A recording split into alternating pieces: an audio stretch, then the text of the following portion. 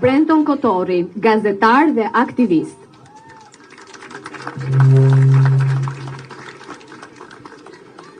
Motra dhe vlezër, kam ardhur këtu sot t'ju them 5 gjëra,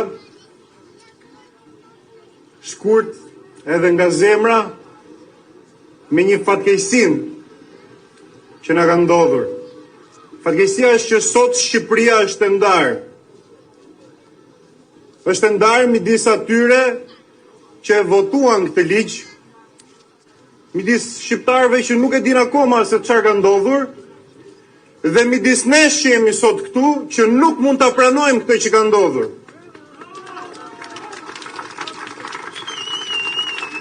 Edhe pushtuesit vetë me gjitha të këqijat e veta e kanë mbajtur këtë vend të bashkuar, por sot me gjithë se këta tanët e kanë ndarë këtë vend në ne që jemi këtu dhe ne që jemi bashkë. Dhe ata, në fakt, ka vetëm një Shqipëri. Shqipëria nuk është plaçka e atyre të paftyrëve. Në fakt, Shqipëria nuk është as pronë e jona, por sikur se thot Roger Scruton, ne e trashëgojmë nga paraardhësit tanë dhe u jemi borxhlin fëmijëve tanë, pasardhësve tanë, për t'ju trashëguar ligjet që na urdhëron Zoti dhe jo ligjet që shkruan pushteti i batakçinëve. Ata na ndajnë kur ne bashkohemi. Pse mendoni se jemi bërë bashkë sot, musliman dhe të krishterë apo edhe jo fetar? Pse mendoni?